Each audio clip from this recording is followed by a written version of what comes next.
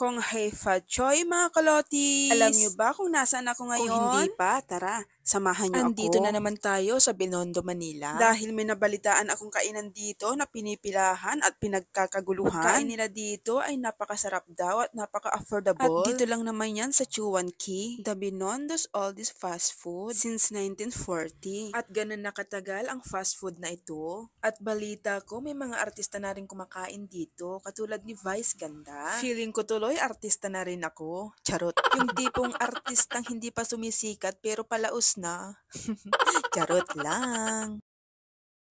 So ayun na nga, ang dami ditong pagkain na pwede mong pagpilian. At alam nyo ba, pagdating ko dito, sold out na ang kanilang xiaolongbao na kulay puti. Kaya ang aking in-order ay yung kulay green na lang. At ito na pala yung aking mga in-order na shrimp hakaw, golden lava vuchi, at xiaolongbao chicken cucumber with malunggay. Excited na akong kainin sila mga kalotis. Kaya ano pang hinihintay nyo? Kumain na tayo. At unang subo para sa ating lahat. At itong xiaolongbao nila ay nagkakahalaga ng 240 pesos, may 10 piraso na. At ito yung pinakagusto kong xiaolongbao, yung may sabaw sa loob. Grabe mga kalotis, napaka-flavorful itong xiaolongbao na ito. At napaka-soft ang texture niya. Tuwang-tuwa talaga ako dito kapag nakikita kong may tumutulong sabaw. At kung i-rate ko tong xiaolongbao nila ay nasa 10 out of 10. At itong shrimp hakaw naman nila ay nasa 130 pesos, may 4 na piraso na. Naku mga kalotis, masarap din itong shrimp hakaw nila. Yung sausawan niya ay napaka-spicy. At kung i-rate ko ito ay nasa 8 lamang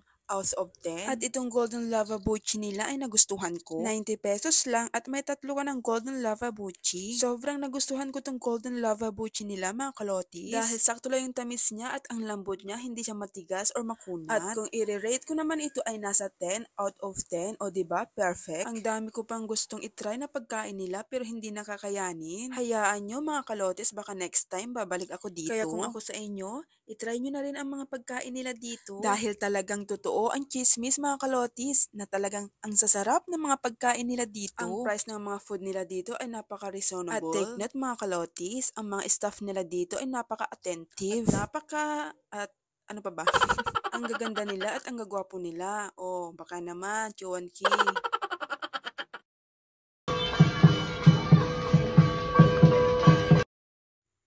Yun lang. Happy time everyone.